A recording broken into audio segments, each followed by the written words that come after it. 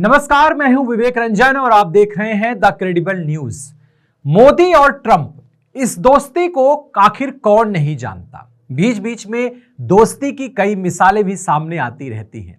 2019 से लगातार दोनों नेताओं की दोस्ती ऐसी रही कि जब भी प्रेस कॉन्फ्रेंस हो, ट्रंप साहब मोदी जी को ग्रेट लीडर बताते और मोदी जी तुरंत एक्स पर गहराई से सराहना करते, दिल की गहराइयों से उन्हें शुभकामना देते, उनका धन्यवाद करते।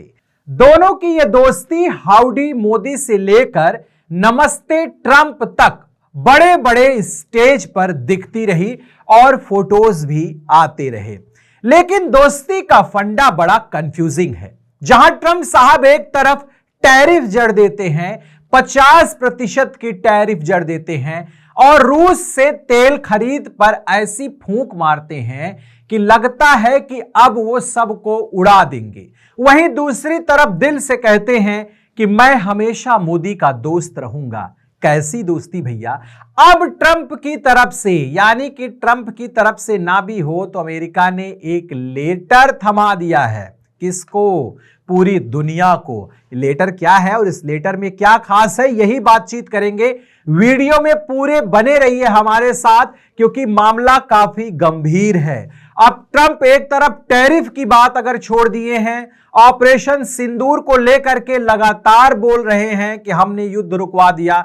अब यहां तक आ गए हैं कि अमेरिका से अमेरिकी कांग्रेस में दाखिल की गई एक रिपोर्ट में यह बड़ा दावा किया गया है कि इस साल मई में भारत के साथ संघर्ष में पाकिस्तान का पलड़ा भारी था और चीन ने इस संघर्ष का फायदा उठाते हुए अपने हथियारों का परीक्षण और प्रचार किया है।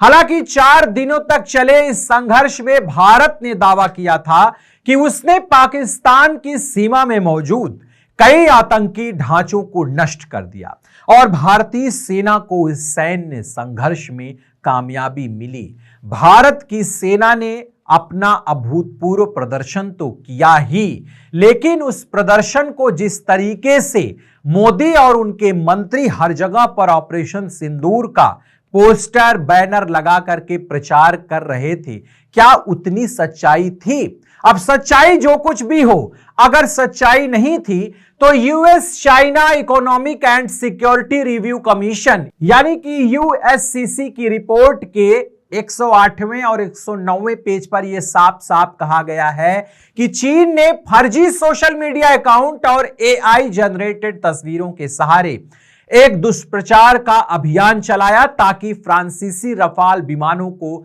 बदनाम किया जा सके और उसके अपने J-35 लड़ाकू विमानों को बढ़ावा मिले। रिपोर्ट में एक जगह यह भी कहा गया है कि पाकिस्तानी सेना के 4 दिन के संघर्ष के दौरान भारत पर हासिल की गई सफलता में चीन के हथियारों की भूमिका दिखी। साथ ही रिपोर्ट में जम्मू कश्मीर के पहलगाम में इसी साल 22 अप्रैल को हुए हमले को विद्रोहियों का हमला भी बताया गया। इस रिपोर्ट के आने के बाद भारत में काफी प्रतिक्रियाएं आने लगी हैं। विपक्षी पार्टी कांग्रेस ने इसे भारत की कूटनीति के लिए एक गंभीर झटका बताया है। वहीं बीजेपी ने परोक्ष रूप से विपक्ष पर भी निशाना साधा है। चलिए पूरा मामला जानते हैं। यह जो रिपोर्ट आई है, यह करीब 745 पन्नों की रिपोर्ट है और इसमें है क्या कि इसका एक हिस्सा दक्षिण और मध्य एशिया में चीन के रणनीतिक प्रभाव को बढ़ाने के बारे में है। यहीं पर भारत और चीन के बीच तनाव घटाने के लिए हुई उच्च स्तरीय सैन्य बैठकों का जिक्र किया गया। साथ ही एससीओ बैठक में शामिल होने के लिए प्रधानमंत्री नरेंद्र मोदी के तियानजिंग जाने को भी इसमें रिपोर्ट में बताया गया। इस रिपोर्ट में एक जगह यह भी दावा किया गया है कि चीन ने इस पूरे ऑपरेशन सिंदूर के बीच में मौके का फायदा उठाकर पाकिस्तान के सैन्य संकट का इस्तेमाल अपनी रक्षा क्षमताओं को परखने और उसे प्रमोट करने के लिए किया। रिपोर्ट में कहा गया है कि 7 से 10 मई 2025 के दौरान पाकिस्तान और भारत की सेनाओं के बीच हुए संघर्ष में चीन की भूमिका में दुनिया का ध्यान खींचा, क्योंकि पाकिस्तान की सेना चीनी हथियारों पर निर्भर थी और कथित तौर पर उसने चीन की खुफिया जानकारी का भी इस्तेमाल किया। इस संघर्ष की शुरुआत जम्मू कश्मीर के एक विवादित क्षेत्र में हुए घातक विद्रोही हमले के जवाब में भारत की कार्यवाही से हुई थी। यह रिपोर्ट का हिस्सा है, अंग्रेजी में है, उसे हिंदी में बताया जा रहा है, जिसमें 26 लोग मारे गए थे। दोनों देशों ने 50 सालों में पहली बार एक दूसरे की सीमाओं के इतना भीतर जाकर हमले किए। भारतीय सेना का दावा था कि चीन ने इस पूरे संघर्ष के दौरान पाकिस्तान को भारतीय सैन्य ठिकानों के बारे में लाइव इनपुट दिए और इस संघर्ष का इस्तेमाल अपनी सैन्य क्षमताओं के परीक्षण के मैदान के तौर पर किया। पाकिस्तान ने इन आरोपों से इनकार कर दिया, जबकि चीन ने न तो अपनी भूमिका की पुष्टि की और न ही इस बात का खंडन किया। यूएस कमीशन की यह रिपोर्ट यह भी कहती है कि चीन ने पाकिस्तान के साथ साल 2025 में अपना सैन्य सहयोग बढ़ाया, जिससे भारत के साथ सुरक्षा के मुद्दे पर उसका तनाव और ज्यादा गहरा हुआ। रिपोर्ट में आगे कहा गया है कि पाकिस्तानी सेना को भारत के खिलाफ 4 दिनों के संघर्ष में मिली सफलता ने चीनी हथियारों का प्रदर्शन किया। हालांकि इस संघर्ष को प्रॉक्सी वार कहना चीन की उकसाने वाली भूमिका को बढ़ा चढ़ाकर पेश करना होगा, लेकिन चीन ने मौके का फायदा उठाते हुए इस संघर्ष का इस्तेमाल अपने हथियारों की क्षमताओं को परखने, उनका प्रचार करने के लिए किया। यह भारत के साथ चल रहे उसके सीमा तनाव और डिफेंस इंडस्ट्री से जुड़ी उसकी बढ़ती महत्वाकांक्षाओं दोनों ही लिहाज से उपयोगी था। रिपोर्ट के मुताबिक यह भी कहा जा रहा है कि पाकिस्तान का सबसे बड़ा डिफेंस सप्लायर होने के नाते साल 2019 से 2023 के बीच पाकिस्तान के 82% हथियार चीन से आए थे। माने कि पाकिस्तान पूरी तरीके से चीन से सहायता ले रहा था और चीन और भारत के बीच में जो थोड़ी बहुत खटपट चल रही उसका पूरा फायदा ये देश एक दूसरे से उठा रहे थे। मई की झड़प पहला मौका था जब HQ-9 air defence system, PL-15 air to air मिसाइलें और J-10 लड़ाकू विमान जैसे एडवांस वेपन सिस्टम किसी जंग में इस्तेमाल हुए। संघर्ष में चीन को असल परिस्थितियों में परीक्षण का पूरा मौका मिल गया। चीन ने कथित तौर पर पाकिस्तान को जून महीने में 40 J-35 5th जनरेशन लड़ाकू विमान, KJ-500 विमान और बैलिस्टिक मिसाइल डिफेंस सिस्टम बेचने की पेशकश की। उसी महीने पाकिस्तान ने साल 2025-26 के रक्षा बजट में 20% बढ़ोतरी की घोषणा भी की। रिपोर्ट में इस बात का भी जिक्र किया गया है कि संघर्ष के बाद अलग अलग देशों में चीन के दूतावासों ने भारत पाकिस्तान संघर्ष में अपने हथियारों की सफलता की प्रशंसा की। रिपोर्ट में कहा गया है कि पाकिस्तान की ओर से भारत में इस्तेमाल होने वाले फ्रांसीसी रफाल लड़ाकू विमानों को गिराने में चीन हथियारों के इस्तेमाल को खास तौर पर एक बड़ा सेलिंग पॉइंट बनाकर पेश किया गया। यह जो रिपोर्ट सामने आ रही है और जिस तरह की ऑपरेशन सिंदूर के बीच में खबरें थी कि राफेल गिरा है भारत का, उसमें अब अमेरिकी रिपोर्ट ने यह दावा किया है कि जो ये खबर है वो हम नहीं कह रहे कि सच है कि झूठ है, लेकिन चीन के जो आधुनिक तकनीक से लैस जो रॉकेट हैं, जो उसके हथियार है, उससे राफेल गिराने की बात इसमें की जा रही है। रिपोर्ट में फ्रांसीसी खुफिया एजेंसियों के हवाले से बताया गया कि चीन ने अपने J-35 विमान को आगे बढ़ाने और फ्रांसीसी रफाल की बिक्री को नुकसान पहुंचाने के लिए एक दुष्प्रचार अभियान शुरू किया।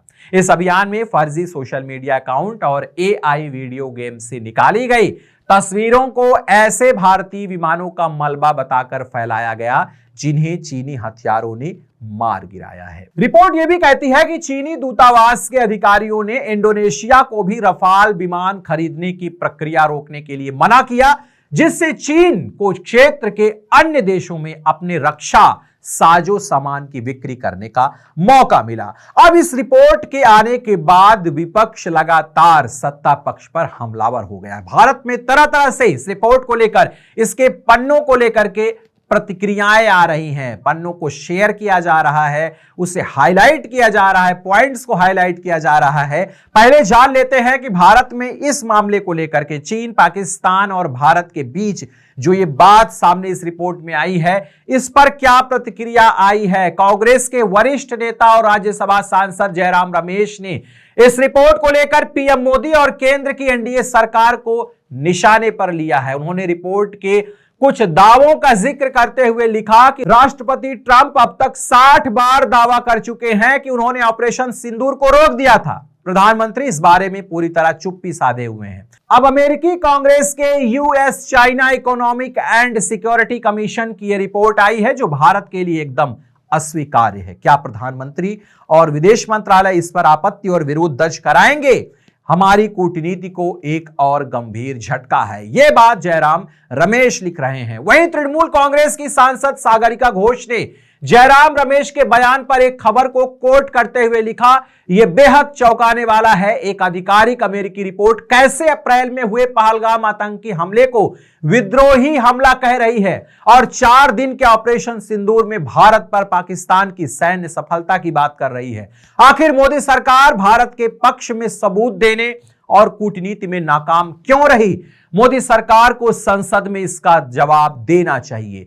भारत ने पाकिस्तान पर अपनी सैन्य कार्रवाई को ऑपरेशन सिंदूर नाम दिया था। हालांकि बीजेपी आईटी सेल के प्रमुख अमित मालवीय ने रिपोर्ट के एक हिस्से का जिक्र करते हुए विपक्ष पर क्या हमला किया है। उन्होंने लिखा, असल सवाल यह है कि चीन के नैरेटिव को कौन लोग बढ़ चढ़कर आगे कर रहे हैं, कौन लगातार कितने विमान गिरे का जैसे आंकड़े मांगते रहे, जबकि भारतीय वायुसेना साफ कह चुकी थी कि उसकी सभी संपत्तियां सुरक्षित हैं और संघर्ष के दौरान ऑपरेशन जानकारी साझा करना देश की सुरक्षा को खतरे में डाल देगा। चीनी दुष्प्रचार की मशीन के ऑपरेटर बाहरी थे, लेकिन भारत के भीतर जो भूपू था वह सब जानते हैं कि उसे कौन चला रहा है। यह बात अमित मालवीय उसमें कह रहे हैं और हवाला दे रहे हैं कि यह राष्ट्रीय सुरक्षा का मामला है और हमारी सेना साफ कर चुकी है कि उसके सारे हथियार सुरक्षित हैं। लेकिन बात और सवाल यही है कि ट्रंप लगातार ऑपरेशन सिंदूर के बाद, युद्ध रुकवाने के बाद अब यह जो रिपोर्ट सामने आई है उसमें कैसे या खुलकर कहा जा सकता है कि भारत और पाकिस्तान के बीच जो युद्ध हुआ 4 दिन का, उसमें पाकिस्तान का पलड़ा भारी है। कहने को तो अमेरिका या दूसरे देश कुछ भी कह देंगे, लेकिन बात यही है कि हमारा देश उस पर क्या जवाब देता है, या हमेशा की तरह मोदी जी इस सवाल पर या इस बात पर या इस आरोप पर भी एकदम चुप्पी साध लेंगे। इस रिपोर्ट में और भी कुछ खास है। अयोध्या विवाद, राम मंदिर, बाबरी विध्वंस जैसी बातें भी सामने आ रही हैं कि इस रिपोर्ट में इन मुद्दों को भी कोट किया गया है। अयोध्या विवाद के निपटारे पर सुप्रीम कोर्ट के फैसले का हल्का जिक्र किया गया है और राम मंदिर के निर्माण को 1992 की घटनाओं से जोड़कर पेश किया गया है। आयोग ने यानी कि इस कमीशन ने जो रिपोर्ट आई है उसने आरएसएस को भी निशाने पर लिया है और उस पर धार्मिक नीतियों से लेकर स्कूली किताबों तक कई आरोप लगाए हैं। हालांकि भारत इन आरोपों को पहले भी पक्षपातपूर्ण, राजनीतिक और तथ्यहीन बता चुका है, लेकिन सवाल यही है कि ट्रंप से गले लगने, हाउडी मोदी, हाउडी ट्रंप, नमस्ते ट्रंप करने का क्या यही इंजाम है कि आज विश्व की इस रिपोर्ट में भारत को इस तरीके से पेश किया जा रहा है, खुले तरीके से पेश किया जा रहा है और भारत के आला कमान, हमारे यशस्वी प्रधानमंत्री नरेंद्र मोदी चुप है, अभी तक तो चुप है, लेकिन जवाब हो सकता है तैयार कर रहे हों और हमें उम्मीद है कि अगर इस तरीके से रिपोर्ट आई है तो इसका जवाब भारत इसके दुगुने तिगुने मजबूती से देगा। रिपोर्ट में यह भी कहा गया है कि 2024 में मोदी ने अयोध्या में राम मंदिर का उद्घाटन किया। बाबरी मस्जिद के खंडहरों पर 1992 में हिंदू भीड़ ने 16वीं सदी की मस्जिद को ढहा दिया था, यह दावा करते हुए कि यह भगवान राम का जन्म स्थान है। इस घटनाक्रम के बाद दंगों में करीब 2000 लोग मारे गए थे।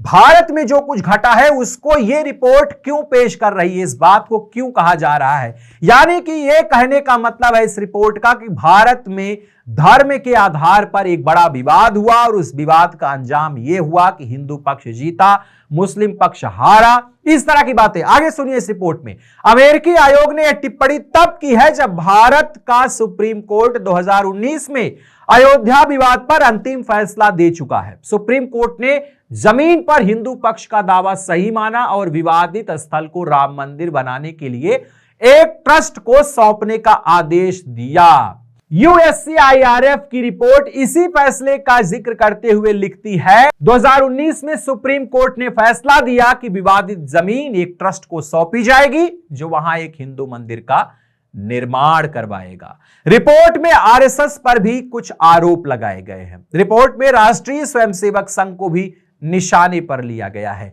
अभी फिलहाल RSS को लेकर के और अमेरिका को लेकर के एक बड़ी खबर आई थी जिस पर हमने बातचीत भी की थी। आपके विशेष कार्यक्रम आमने सामने में सर के साथ बातचीत किया था हमने, और उसमें हमने यही बातचीत की थी कि कैसे RSS एक फर्म को फंडिंग कर रहा है अपने प्रचार प्रसार के लिए। बहरहाल USCIRF दावा करता है कि संगठन का उद्देश्य यानी कि RSS का उद्देश्य धार्मिक परिवर्तन को रोकना, गोहत्या पर रोक को बढ़ावा देना और स्कूल की पाठ्य पुस्तकों से मुस्लिम शासकों से जुड़े संदर्भ हटवाना जैसे एजेंडों को आगे बढ़ाना है।